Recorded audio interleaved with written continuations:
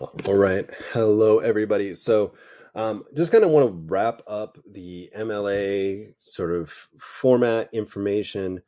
I covered the other things first, creating works cited entries in particular, because they're a little bit more challenging. Students tend to struggle with them a little bit more.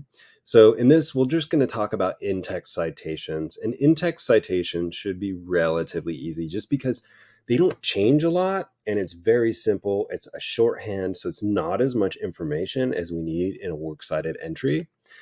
I will say that some citation generators will actually even give you a sort of shorthand for the in-text citation, but we need to make sure they're accurate. Again, just to remind you, the works cited entry has to match with the in-text citation, and I have to have both. I can't just have one.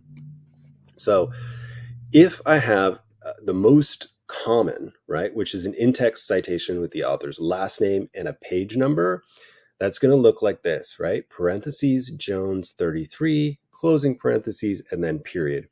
That tells a reader that if they go to the works cited and they go down that works cited with all the hanging indents to Jones, they could go to that source, if that's a book or a journal, whatever that container is, and they could go to page 33 and they'll find that specific quote.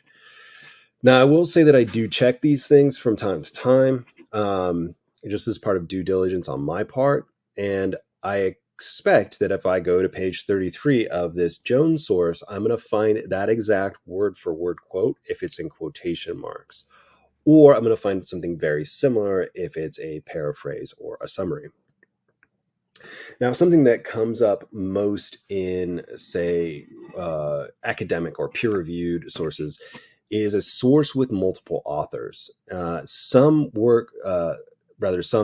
peer-reviewed academic sources I've seen have 15 or even 20 authors.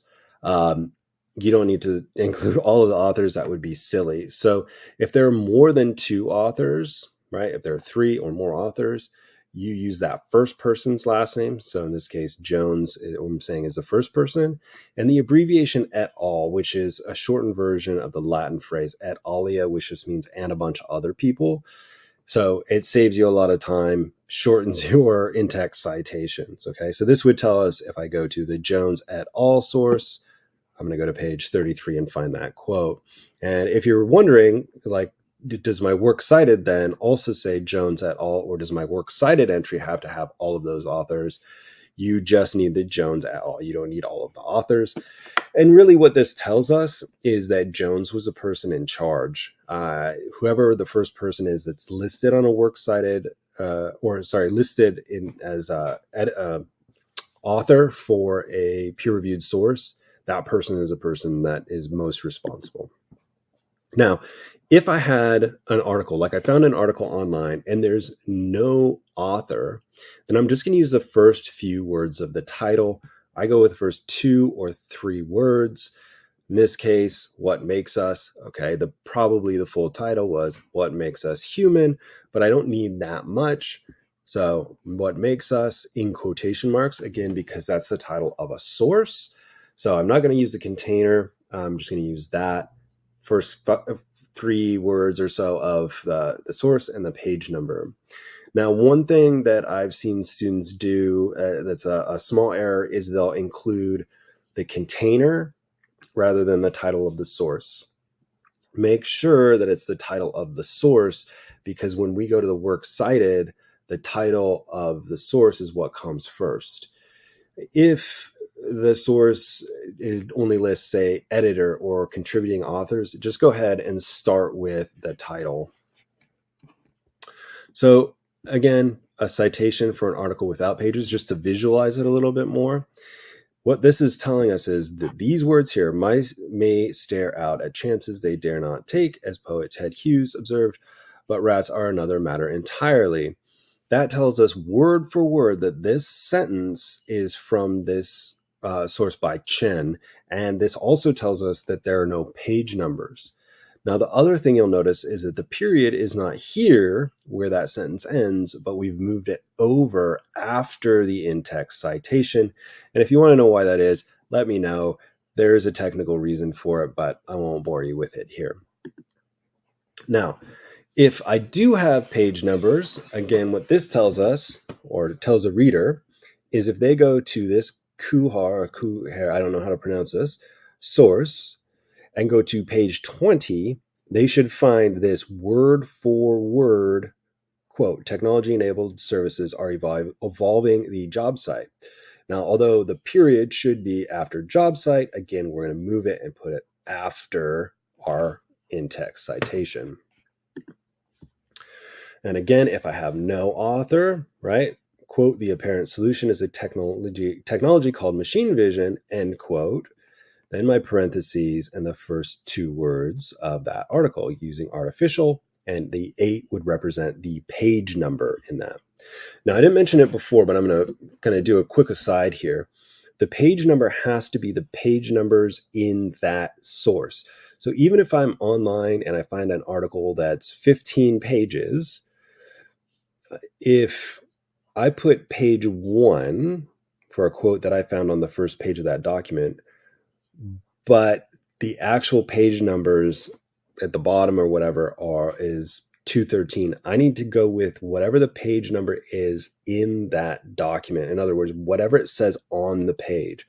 So maybe I'll try and find an example of this that we can talk about in class if you're curious, but look at the actual document and use the page number on that document. Okay, so let's look at a couple common errors.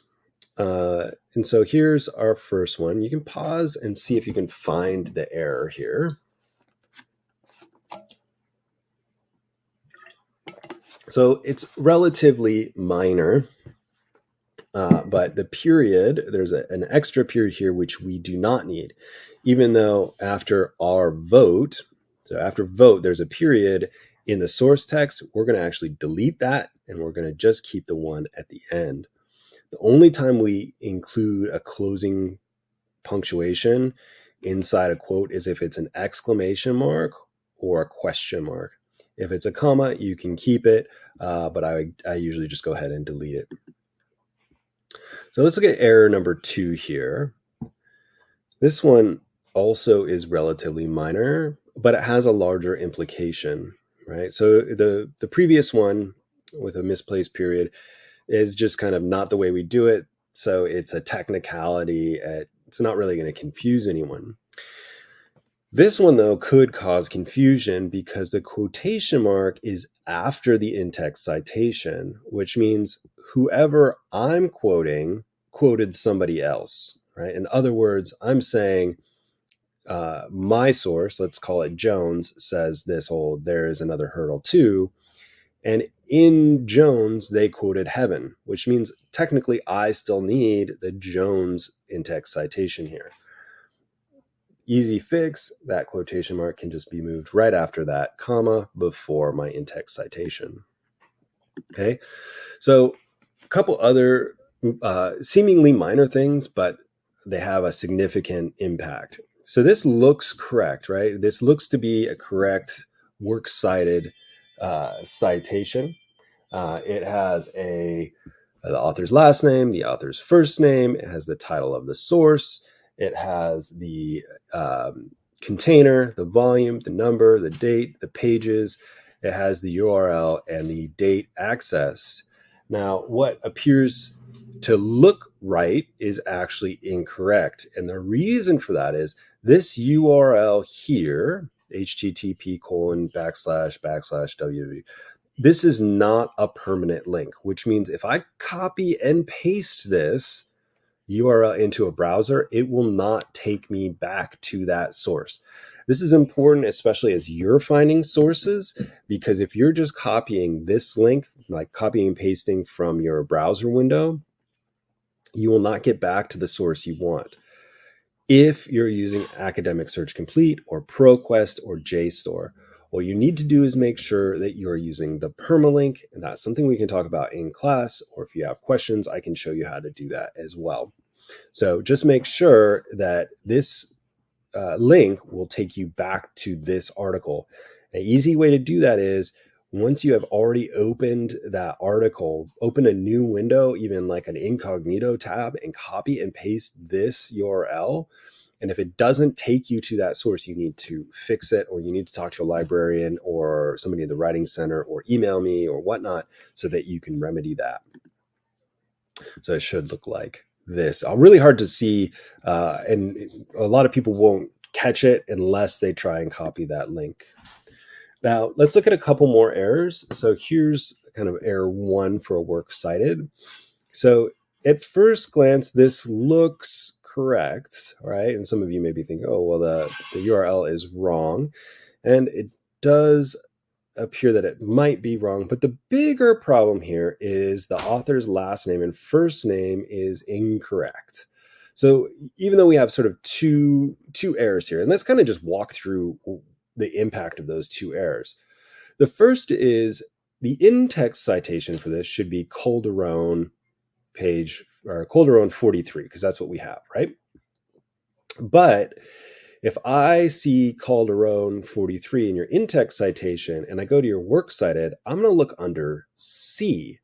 But if your works cited is alphabetized, this is going to appear under J, which means I may not see this. The additional error of the incorrect link would also be a problem for what I mentioned a moment ago with a previous slide. Okay, here's a second one. So again, let's just check this. So we have last name, first name, title of the source. This appears to be the container, military and aerospace electronics. That appears to be the container. And I say appears for a reason. Volume, number, date, pages, and date accessed. Okay. Even though the date access isn't completely necessary here because it's a physical copy, the problem is military and aerospace electronics is the container, but it's not italicized. So that needs to be italicized. Additionally, I would suspect this student did not find this in a physical form, which means they also need to include the web address where they found this, whether that's JSTOR, ProQuest, or Academic Search Complete, or Google Scholar. This one is actually from a real student paper, and I had to change some things as well because they had some other errors. We have the author's last name and first name. We have the title of the source and page numbers, but we're missing a lot of information. I don't know what the container is, so I don't know where this was published. I also don't know the publication date. I don't know where the student found it, so there should be a URL and potentially a date access. So this one has quite a few errors, but I'd say the shorthand would be it's missing a lot of information.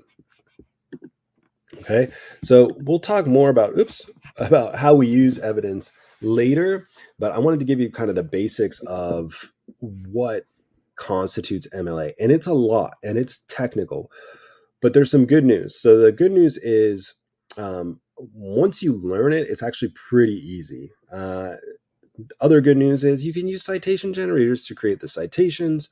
That should make your life a lot easier. You'll save yourself points. The other good news, even if you're going into, say, psychology or history or engineering, something that has a different citation style, once you know how a citation style works, you can apply it to other citation styles. So I'd say it's kind of like learning a sport, right? Once you know how to play soccer, playing basketball is a little bit easier, even though they're different games, right? There are a lot of similarities. Or, if you learn soccer and then you tried to learn hockey or lacrosse, right? They're different, but there's enough similarity that it's not a completely new idea, not remotely close to learning a new language, okay? So if you have any questions, comments, concerns, jokes, memes, or recipes, please let me know. Otherwise, I'll talk to you all later.